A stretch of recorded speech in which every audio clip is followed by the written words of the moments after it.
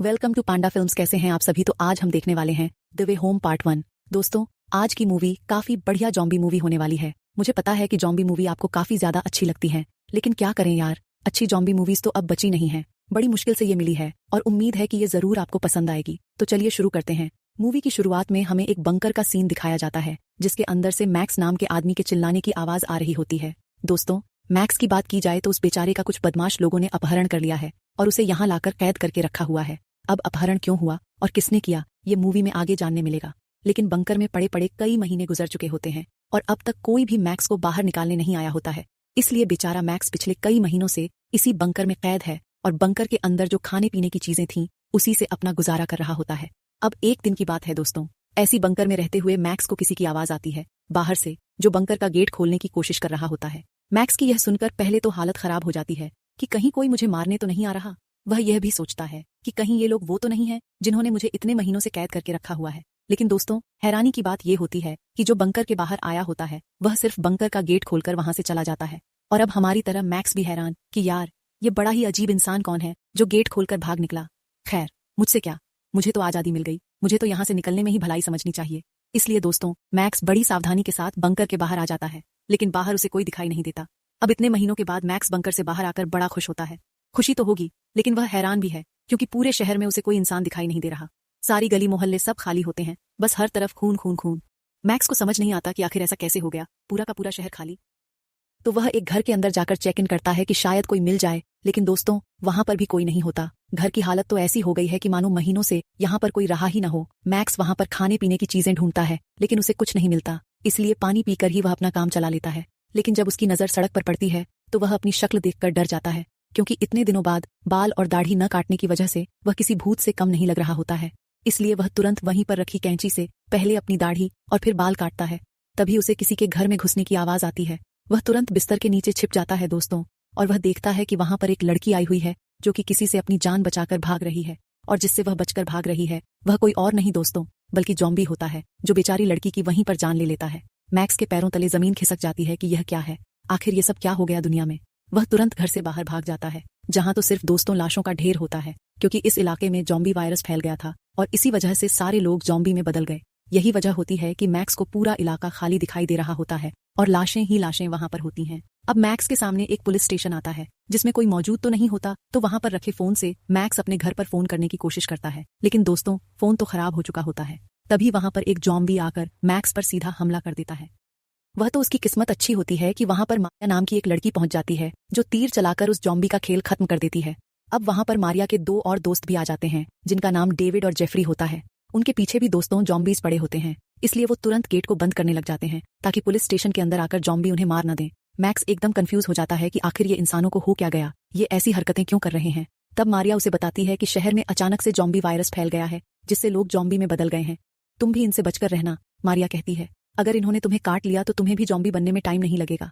आज से कुछ महीने पहले जब यहाँ पर जॉम्बी वायरस फैलना शुरू हुआ तो तुरंत सभी को इस इलाके से बाहर भेजा गया था, ताकि सभी लोग शहर जाकर शिफ्ट हो जाएं, क्योंकि वहाँ वायरस नहीं फैला है। फिर छोटे छोटे ग्रुप बनाकर पुलिस वाले यहाँ से लोगों को लेकर जा रहे थे, लेकिन हमारे ग्रुप पर जॉम्बी ने हमला कर दिया और इसीलिए हम यहीं पर फंस कर रह गए। हमारे ग्रुप में टोटल 17 लोग थे, लेकिन अब सिर्फ 3 बचे हुए हैं। तभी दोस्तों, जेफरी की हालत खराब हो जाती है, क्योंकि वह भी इन्फेक्टेड हो गया था।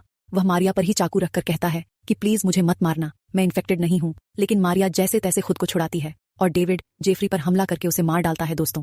जिसके बाद वो लोग जेफरी की लाश को जॉम्बीज को दे देते हैं। जॉम्बीज मिलकर उसे अपना खाना बनाते हैं। इसी मौके का फायदा उठाकर मारिया और बाकी वहां से तुरंत भाग निकलते हैं। अब आगे बढ़ते हुए दोस्तों, फिर से जॉम्बीज उनके पीछे पड़ चुके होते हैं, इसलिए डेविड मैक्स और मारिया को एक घर में छुपाकर जॉम्बीज का ध्यान भटकाते हुए वहां से लेकर जाता है। आगे बढ़ते हुए उसे एक गाड़ी मिल जाती है। डेविड उस गाड़ी के अंदर बैठकर वहां से भाग निकलता है दोस्तों। इधर मारिया और मैक्स जिस घर में होते हैं उसमें पहले से एक बंदा होता है जिसका नाम जेम्स है, और वह मैक्स पर हमला करके उसे बेहोश कर देता है। थोड़ी देर बाद मैक्स की आंख खुलती है तो उसे मारिया के चिल्लाने की आवाज आती है। वह भागकर उसके पास जाता है तो जेम्स मारिया के पैर के मोजे को ठीक कर रहा होता है दोस्तों, और कुछ नहीं कर रहा। लेकिन मैक्स को लगता है कि जेम्स मारिया के साथ गलत हरकत कर रहा है, इसलिए वह उस पर सीधा हमला कर देता है। लेकिन जब उसे सच्चाई पता चलती है तो उसे माफी मांगनी पड़ती है। इसके बाद मैक्स खुद ही मारिया के पैर के मोजे को सही करता है, क्योंकि वह एक मेडिकल स्टूडेंट था और उसके पिता भी डॉक्टर हैं। तभी वहां पर डेविड भी गाड़ी लेकर आ जाता है, जिसके बाद सारे लोग वहां से शहर के लिए निकल जाते हैं, क्योंकि गाड़ी में शहर तक जाने का मैप रखा हुआ था। तभी आगे बढ़ते हुए उन्हें एक घर दिखाई देता है। डेविड कहता है कि हमें इस घर की तलाश लेनी चाहिए, क्या पता अंदर कुछ खाने पीने की चीजें मिल जाएं। यह सोचकर दोस्तों वह जेम्स के साथ घर के अंदर जाता है। घर के अंदर उन्हें काफी सारी खाने पीने की चीजें मिल जाती हैं, जिसे पाकर सभी बड़े खुश होते हैं। पर तभी वहां पर घर का मालिक टॉम आ जाता है, जिसे देखकर जेम्स और डेविड की तो हालत ही खराब हो जाती है, क्योंकि वह गन लेकर खड़ा होता है। इधर काफी समय से वापस न आने पर मारिया और मैक्स परेशान हो जाते हैं कि कहाँ गए, इसलिए वे दोनों घर के अंदर जाने का डिसाइड करते हैं। लेकिन मेन गेट तो बंद होता है दोस्तों। एक्चुअली जेम्स और डेविड तो दीवार लांघ कर गए थे अंदर, तो मैक्स मारिया को सहारा देकर पहले उसे दीवार की दूसरी तरफ करता है। लेकिन जैसे ही वह अंदर जाने वाला होता है, टॉम वहां पर पहुंचकर सीधे मारिया पर गन तान देता है। ये देखकर मैक्स वहीं छिप जाता है। मैक्स समझ जाता है कि सारे लोग अंदर फंस चुके हैं, लेकिन उनका सामान और गाड़ी अभी भी बाहर है। तो मैक्स यह भी सोचता है कि क्यों ना मैं यह सारा सामान लेकर भाग जाऊं। लेकिन दोस्तों फिर उसे ख्याल आता है कि नहीं नहीं, उन लोगों ने मुझे जॉम्बी से बचाया था, मैं ऐसा नहीं कर सकता उनके साथ। इसलिए वह छिप छिप कर दीवार लांघ कर अंदर जाता है, जहां उसे उसके दोस्त एक कमरे के अंदर बंधे हुए दिखते हैं। वह दरवाजे का ताला तोड़कर उन्हें आजाद करने की कोशिश करता है, लेकिन जैसे ही वह टॉम को आता हुआ देखता है, वह छुप जाता है। तब उसकी नजर टॉम के हाथ पर पड़ती है दोस्तों, जिस पर एक कट का निशान होता है। मतलब पक्का यह इन्फेक्टेड हो गया है। उसे देखकर मैक्स को याद आता है कि अच्छा, इसी निशान वाले बंदे ने मुझे बंकर में कैद किया था। उस वक्त इसने मास्क लगाया हुआ था, तो मैं इसे पहचान नहीं पाया, लेकिन इस निशान से यह बात तो कंफर्म हो चुकी है कि यह वही है जिसने मुझे किडनैप किया। तभी दोस्तों मैक्स को वहां से भागती हुई एक बच्ची दिखाई देती है, जिसके पीछे एक महिला जॉम्बी पड़ी होती है।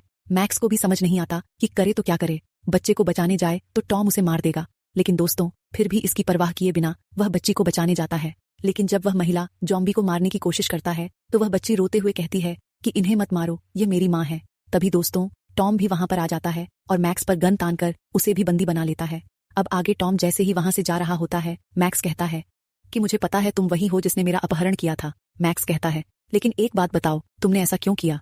टॉम थोड़ा रुक कर कहता है यह तो तुम अपने पिता से ही पूछ लो, वही इसका अच्छे से जवाब देंगे। इतना कहकर वह चला जाता है दोस्तों। और अब हमें पता चलता है कि टॉम ने अपने एक और साथी के साथ मिलकर मैक्स का अपहरण किया था, ताकि उसके पिता से फिरौती की रकम मांग सके। लेकिन जब तक वे पैसे दे पाते, जॉम्बी वायरस फैल गया और सारे लोग अपनी जान बचाने में लग गए। इसी बीच मैक्स के पिता के भेजे हुए पैसे टॉम तक पहुंच ही नहीं पाए, और ना ही टॉम कभी दोबारा मैक्स के पास गया उसे खोलने के लिए। यही वजह है कि मैक्स महीनों तक बंकर में फंसा रह गया था। अब दोस्तों रात को वही बच्ची जिसे मैक्स ने उसकी जॉम्बी मां से बचाया था, आकर मैक्स और बाकियों को आजाद कर देती है। असल में वह बच्ची टॉम की बेटी होती है, और टॉम यहाँ पर अपनी जॉम्बी बन चुकी पत्नी और बेटी के साथ रहता है। उसके अंदर इतनी हिम्मत नहीं होती कि वह अपनी पत्नी को मार सके, इसीलिए उसने उसे बंदी बनाकर रखा था, ताकि वह उसे या उसकी बेटी को जॉम्बी न बना दे। अब आजाद हो जाने के बाद सभी वहां से भागने की कोशिश करते हैं, लेकिन दोस्तों मैक्स टॉम की बेटी को पकड़कर टॉम को धमकाते हुए कहता है अपने हथियार मुझे दे दो, वरना मैं तुम्हारी बेटी को मार दूंगा। टॉम घबरा जाता है और अपनी गन मैक्स को दे देता है। मैक्स गन टॉम पर तान कर कहता है बताओ आखिर तुमने मेरा अपहरण क्यों किया? तब टॉम बताता है मेरी पत्नी बीमार थी और उसके ऑपरेशन के लिए काफी पैसे चाहिए थे। मैंने तुम्हारे पिता से कहा कि आप ऑपरेशन शुरू करें, मैं जल्द से जल्द सारे पैसे दे दूंगा, लेकिन तुम्हारे पिता ने ऑपरेशन करने से इनकार कर दिया। इसलिए मुझे तुम्हारा अपहरण करना पड़ा, ताकि तुम्हारे पिता को सबक सिखा सकूं कि दूसरों की मजबूरी का फायदा नहीं उठाना चाहिए। साथ ही मैंने फिरौती की मांग की थी, ताकि उन पैसों से अपनी पत्नी का इलाज करवा सकूं। लेकिन इससे पहले कि मैं कुछ कर पाता, यह जॉम्बी वायरस फैल गया और मेरी पत्नी भी इसका शिकार हो गई। इसी भागा दौड़ी में मैं भूल गया कि मैंने तुम्हें बंकर में कैद करके रखा हुआ था। पर बाद में जब मुझे समझ आया कि मैंने तुम्हारा अपहरण करके सही नहीं किया, तो मैंने ही तुम्हें बंकर से आजाद किया था। उस दिन मुझे माफ कर देना, मुझसे बहुत बड़ी गलती हो गई थी। यह सुनकर मैक्स गुस्से में आ जाता है, लेकिन वह टॉम को मारता नहीं और अपने दोस्तों के साथ वहां से निकल जाता है। अब जैसे ही वे आगे बढ़ते हैं, उनकी गाड़ी के सामने काफी सारे जॉम्बीज आ जाते हैं। कुछ जॉम्बीज गाड़ी के नीचे कुचलकर मर जाते हैं, और कुछ मैक्स और उसके दोस्तों से लड़ने की कोशिश करते हैं। दोस्तों उनकी जॉम्बीज से घिनौनी और तगड़ी लड़ाई होती है, लेकिन सभी मिलकर जॉम्बीज को मार देते हैं। पर अब उनकी गाड़ी काम करना बंद कर देती है। जेम्स कहता है मैं इसे स्टार्ट करने की कोशिश करता हूँ, तुम सभी पीछे से धक्का मारो। सभी धक्का मारने लगते हैं, लेकिन दोस्तों जेम्स की असली मंशा कुछ और थी। जैसे ही गाड़ी स्टार्ट होती है, जेम्स गाड़ी लेकर वहां से भाग निकलता है। गाड़ी के अंदर बाकियों ने खाना, मैप और सारी जरूरी चीजें रखी थीं, जिससे वह आराम से शहर पहुंच सकता था। जेम्स रफू चक्कर हो जाता है, लेकिन दोस्तों कर्मा कभी किसी को नहीं छोड़ता। वह ज्यादा दूर नहीं जाता और उसकी गाड़ी का एक्सीडेंट हो जाता है। स्पीड में भागने के कारण वह जाम पड़ी गाड़ियों से टकरा जाता है, जो वहां पहले से खड़ी थीं, क्योंकि उनके मालिकों को जॉम्बीज ने मार दिया था। कहानी अब यहाँ खत्म होती नहीं है। मैक्स और बाकी सभी वहां पहुंच जाते हैं, लेकिन उन्हें समझ नहीं आता कि अब वे शहर तक कैसे पहुंचे, क्योंकि वह इकलौता रास्ता था। तभी दोस्तों जॉम्बीज आकर उन्हें घेर लेते हैं, और जैसे ही सब कुछ खत्म होने वाला होता है, हीरो की तरह एंट्री मारते हुए टॉम वहां पहुंचता है। वह अपनी गाड़ी में सभी को बिठाकर वहां से निकाल लेता है। टॉम को समझ आ चुका था कि उसने मैक्स और बाकी सभी को कैद करके सही नहीं किया था, इसलिए वह उनकी मदद करने आता है। लेकिन दोस्तों टॉम जॉम्बी से इन्फेक्टेड हो चुका था। वह सभी को टॉर्च और खाने पीने की चीजें देते हुए कहता है, तुम्हें सामने दिख रही पहाड़ी पर जाना होगा। वहां एक गुफा है, उसके अंदर से जाते हुए तुम सीधे शहर पहुंच जाओगे। और मुझे तो जॉम्बी ने काट लिया है, मेरे साथ रहकर मेरी बेटी को भी खतरा हो सकता है। कहानी का अंत टॉम की बलिदानी भावना के साथ होता है। इसलिए एक काम करो, मेरी बेटी को अपने साथ लेकर जाओ, टॉम कहता है। बस इतना सा एहसान कर दो मुझ पर। यह सुनकर दोस्तों सभी को बहुत बुरा लगता है। उन्हें लगता है कि टॉम के साथ बहुत गलत हुआ है, इसलिए वे टॉम के जॉम्बी बनने से पहले ही सारा सामान लेकर उसकी बेटी के साथ वहां से निकल जाते हैं। बेचारी टॉम की बेटी अपने पिता को जॉम्बी बनते देख रोए जा रही होती है। टॉम भी अपनी बेटी को दूर जाते हुए देखता है और बहुत पछता रहा होता है। यह एक इमोशनल सीन है। रात को सभी एक जगह आराम करने के लिए रुकते हैं और सुबह होते ही गुफा की तरफ जाने लगते हैं। लेकिन तभी उन्हें पता चलता है कि टॉम की बेटी उनके साथ नहीं है। वे उसे ढूंढने लगते हैं और तभी मैक्स को वह दिखाई देती है, लेकिन उसके पीछे जॉम्बी बन चुका टॉम पड़ा होता है। जॉम्बी बनने के बाद टॉम को यह समझ नहीं आता कि वह उसकी बेटी है। मैक्स वहीं पर आकर टॉम को शूट कर देता है। टॉम की बेटी अपने पापा के लिए रोने लगती है। दूसरी ओर मारिया पर भी जॉम्बीज हमला कर देते हैं, लेकिन डेविड मारिया को बचा लेता है। हालांकि एक जॉम्बी ने डेविड के हाथ में काट लिया था। डेविड मारिया से कहता है कि वह भाग जाए ताकि उसे भी इन्फेक्शन न हो जाए। मारिया वहां से जाने को तैयार नहीं होती, लेकिन उसे मजबूरी में वहां से जाना पड़ता है। उधर मैक्स और टॉम की बेटी भी जॉम्बीज से घिरे होते हैं, इसलिए मैक्स उसे लेकर पहाड़ की ओर भाग जाता है। जब वे पहाड़ी पर पहुंचते हैं तो उन्हें ना मारिया और ना डेविड दिखाई देते हैं। मैक्स को लगता है कि वे लोग गुफा के अंदर चले गए होंगे। इस उम्मीद में वह भी गुफा के अंदर चला जाता है कि वे सीधे शहर पहुंच जाएंगे। लेकिन वहां मैक्स की किस्मत खराब निकलती है, क्योंकि गुफा के अंदर बहुत सारे जॉम्बीज पहले से ही उनका इंतजार कर रहे होते हैं।